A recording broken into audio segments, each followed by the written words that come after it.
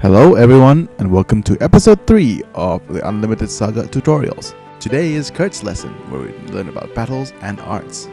Now, for those of you who have been watching my Let's Play, you'd know that in the very first episode, I said that this game does not have any EXP, which brings up another question that a lot of new players ask. If there's no XP, then why do we do battles? I mean, it's a completely valid question. You don't get to see any kind of instant gratification, which leaves a lot of new players confused. Well, aside from the in-battle benefits, such as the chance to learn new arts, magic, and unlocking equipment abilities, at the end of the quest, you also get something called the HP growth and panel growth. HP growth is relatively simple. The more actions you do, the more HP you get at the end of the quest. Panel growth we will cover in detail later, but it's really important, since it's the only way a character improves their stat in this game.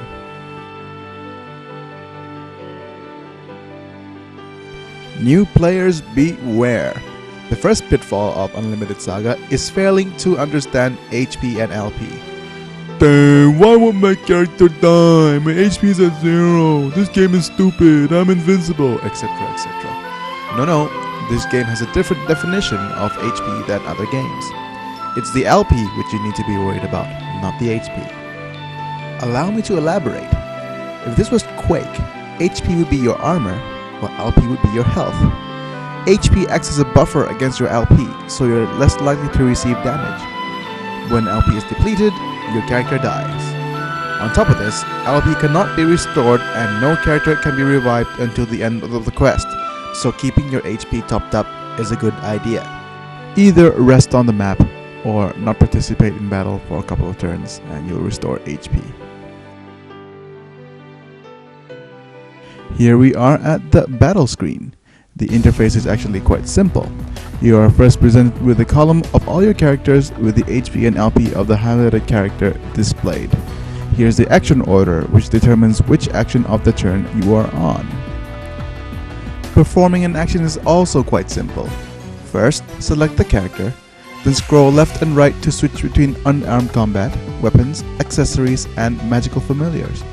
Then, simply scroll up and down to pick the action and select its target. You get to choose 5 actions per turn, using any number of characters. You can give all 5 actions to a single character, so he's the only character in battle, or use 1 action per character so that the maximum 5 appears in battle, and any combination in between. The order of the character selected is also important, since it determines the character's position in battle.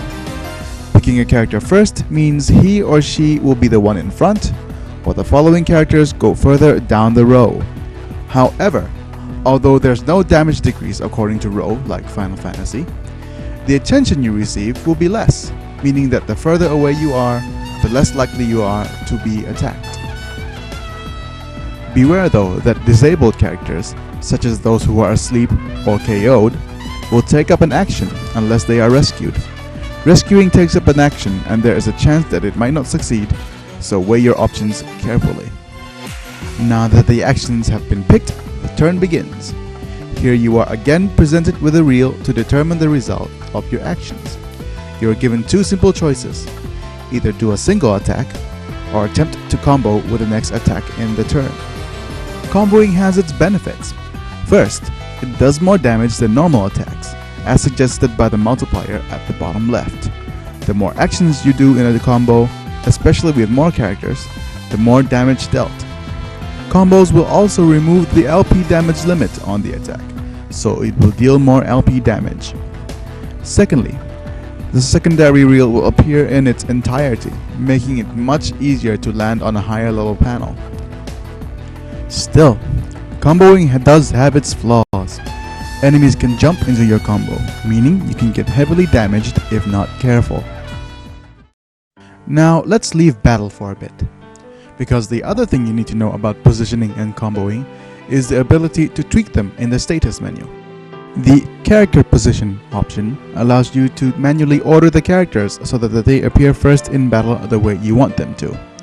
Aside from the fact that this is quite useful for making a good default battle formation, this is important should a character be disabled or KO'd and needs to be vacated to the back 2 slots where he or she doesn't appear in battle to take up an action. As for the comboing menu, you can do something called combo sorting.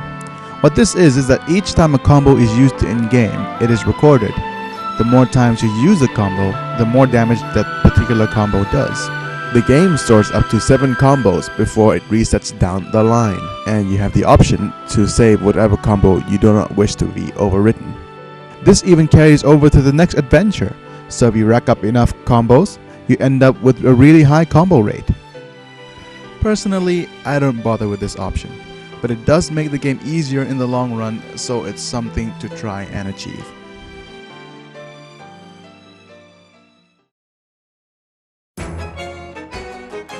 When speaking of arts, we refer to the various skills we use in battle to deal damage to the enemy. Aside from the melee arts, which deals with punching, kicking and throwing, there's a plethora of arts for each weapon that you can learn to use, each with advantages and flaws. A weapon can store up to 4 slots of arts, which differ greatly according to material, and can be customized at the blacksmith. The choice of which art to use usually boils down to damage, but that will be covered in our character customization tutorial. For now, this is what you should know. When using an art in battle, there's a chance that a higher level skill will spark. Once sparked, it will permanently appear on your reel once you use that same art. The chance an art is sparked is totally random, but the probability is dependent on 3 things. First, if you have the weapon panel for that particular weapon's art, the chances the art will spark will greatly improve. Second, the stronger the enemy, the more likely the spark. Finally, the artiste panel, despite being more useful for buying items, if you remember my last tutorial, also make it slightly easier to spark new arts. But the overall effect of the artiste panel is negligible. Using the higher level arts is relatively simple too. Just hit the higher level panel on the reel and you will use the art again. There are 5 different levels of arts according to color. Green is a level 1 art which any character can use. Level 2 is blue, level 3 is pink, level 4 is orange, and the ever so rare level 5 is yellow. Like many other skills, the frequency of their appearance on the reel is dependent on the level of your skill panels. There's also a very distinct pattern which is relatively easy to master, so landing on a high level art is actually quite easy if you have the right panels learned. For more information regarding arts, such as what skills you've learned or what skill has which effect, simply go to the Skill and Arts menu where you can see the various arts you have learned and what art you need to use to perform them.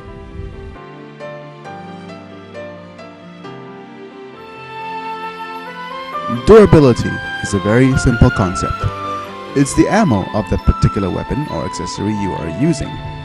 If you run out, the weapon is broken and must be fixed at a blacksmith before it can be used again. To increase durability while on an adventure, you could also use the skill Quick Fix. This skill allows you to fix any item of 30 durability or less, but you must unequip the item first. Then, simply select the item command from the menu and use Quick Fix on an item of your choice. Beware though, that the durability can go down if you fail at the reel here, but it's an easy reel. There is one more method which involves using the Recycle magic spell in battle, but that is quite complicated for the starters, so we are not going to cover that here.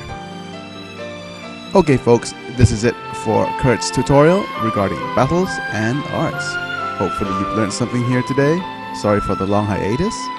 Any questions, you can leave them here or you can visit me at the gamefaqs.com forum. Up next will be Judy's tutorial where we will be covering magic and all magic related stuffs. Hopefully it won't take something like a month this time. I'll try to be as diligent as possible, I promise. Bye for now.